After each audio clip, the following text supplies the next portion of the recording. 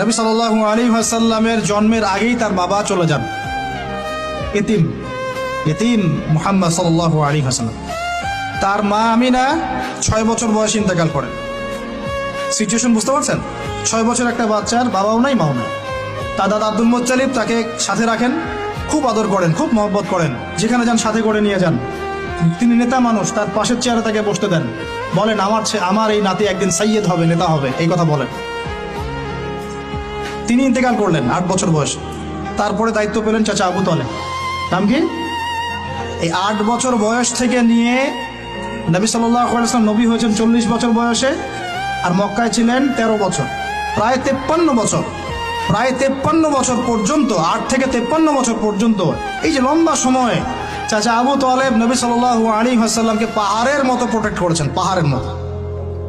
পাহাড়ের পিছনে আপনি দাঁড়ালে কি বাতাস লাগবে? এভাবে তিনি প্রোটেক্ট করেছেন নবী সাল্লাল্লাহু আলাইহি ওয়াসাল্লামকে। তার সন্তানদেরকে যা খাওয়াতেন তার চেয়ে ভালোটা নবীকে খাওয়াতেন সাল্লাল্লাহু আলাইহি ওয়াসাল্লাম। স্পেশাল রান্না তৈরি করে তাকে ডেকে নিয়ে বসতেন, কারণ এতিম ছেলে, মনে কষ্ট আছে, হয়তোবা সবার সামনে বলতে পারে না, ব্যাপারটা বুঝেন না? তিনি এইভাবে ট্রিট করতেন। এমনকি নবী হওয়ার পরে আল্লাহর নবী সাল্লাল্লাহু আলাইহি ওয়াসাল্লামের বিরুদ্ধে পুরা সমাজ চলে গেল। কেউ গালি দেয়, কেউ বলে সাহের, কেউ বলে কাযযাব, কেউ বলে ফারিকুল জামা। মানুষ গালিগালাজ শুরু করলো, নিন্দা গীবত তহমত শুরু করলো, অর্থনৈতিক বয়কট শুরু করলো, সামাজিকভাবে বয়কট করা শুরু করলো। এমন কোনো অত্যাচার নাই যা নবী সাল্লাল্লাহু আলাইহি ওয়াসাল্লামকে করা হয় নাই। বুঝতে পারছেন কথা? এইরকম একটা সিচুয়েশনেও চাচা আবু তালেব তিনি বলছেন, তারা তোমার দিকে আসতে পারবে না দলে দলে যতদিন আমি আবু তালেব দাফন হচ্ছি না মাটির তলে। কথা বুঝতে পারছেন? তারা তোমার দিকে আসতে পারবে না দলে দলে যতদিন আমি আবু তালেব দাফন হচ্ছি না মাটির তলে। এইরকম মানুষ চাচা আবু তালেব।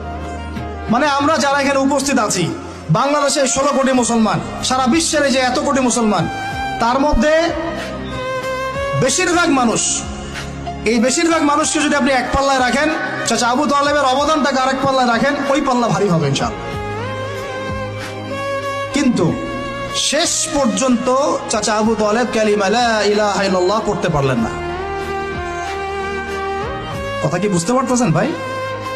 নবী সাল্লাল্লাহু আলাইহি ওয়াসাল্লাম বারবার বলতেছেন, চাচা খালি একটাবার কালিমা পড়েন, আমি আল্লাহর কাছে আপনার জন্য সুপারিশ করব, আমি আপনাকে জান্নাতে নিয়ে যাব, চাচা খালি একটাবার সাক্ষ্য দেন, শাহাদা দেন। হলো না। হাদিসের মধ্যে আসছে চাচা আবু তালেবকে জাহান্নামের সবচেয়ে উঁচু স্থানে রাখা হবে, যেখানে তার পায়ের গোড়ালি বা টাকনু পর্যন্ত আগুনে পুড়বে, এতেই তার মগজ টকবক করে ফুটতে থাকবে। নাউযুবিল্লাহ। নবী সাল্লাল্লাহু আলাইহি ওয়াসাল্লাম বলেছেন, আমি যদি না থাকতাম তাহলে আমার চাচাকে আরো নিচে রাখা হতো। এত কিছু করার পরেও ইসলাম কবুল না করার কারণে এই অবস্থা হলো। এখন কি ভাই আমি বুঝতে পারছি যে আল্লাহ পাক যে আমাদেরকে বিনা জিজ্ঞাসাবাদ করেই মুসলিম পরিবারে জন্ম দিয়েছেন, আল্লাহ পাক আমাদের উপর কত রহম করেছেন, আমাদের কত কৃতজ্ঞতা স্বীকার করা উচিত। বিশ্বাস করেন, আমাদের যে সকালবেলা টয়লেট হয় না, ওয়াশরুমে যান, টয়লেট করেন, আলী ইবনে আবি তালেব রাদিয়াল্লাহু আনহু এরকম বাথরুম থেকে বের হয়ে পেটে হাত দিয়ে বলতেন, মানুষ যদি জানতো এই যে শুধু ক্লিয়ার করে টয়লেট হওয়াটা কত বড় নেয়ামত আল্লাহ পাকের, তাহলেও সারা জীবন সিজদায় পড়ে থাকতো। আমরা এগুলো বুঝি না, শ্বাস নেওয়ার নেয়ামত বুঝি না, পানি পান করছি, পানি আল্লাহ পাক দিয়েছেন, এটা নেয়ামত বুঝি না, গরম পানিতে ওযু করে আসলে নেয়ামত বুঝি না, সুস্থ আছি নেয়ামত বুঝি না, প্রত্যেকটা অর্গান ভালো আছে শরীরের নেয়ামত বুঝি না, রক্ত চলতেছে নেয়ামত বুঝি না। আমরা আল্লাহ পাকের নেয়ামতই বুঝি না, শুকরিয়া আদায় করি না। আর ওই যে কালিমা লা ইলাহা ইল্লাল্লাহ আল্লাহ পাক পড়ার তৌফিক দিয়ে মুসলিম বানিয়েছেন, এটা তো মোটেই বুঝি না। কত বড় নেয়ামত আল্লাহ দিয়েছেন আর কত ইহসান আল্লাহ করেছেন।